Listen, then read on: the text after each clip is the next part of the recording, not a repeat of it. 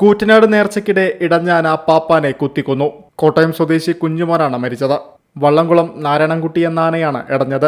കഴിഞ്ഞ ദിവസം രാത്രി 11 മണിയോടെ ആഘോഷ പരിപാടിയുടെ അവസാന ഇനമായ ഗജസംഗമം കഴിഞ്ഞ് മടങ്ങുന്നതിനിടെയാണ് ആന ഇടഞ്ഞത്.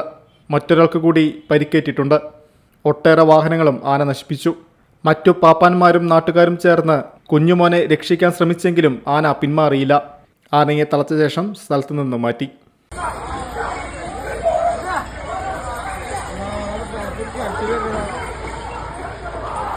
ഓയോ ഓടടാ ഓടടാ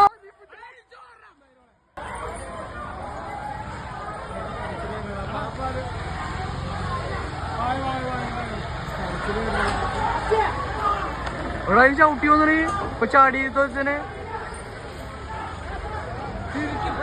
ഡോട്ട് വ്യൂ ന്യൂസ്, കാഴ്ചകളാണ് ലോകം, കണ്ടു തുടങ്ങുക. Shoranur medical trust, Shoranur.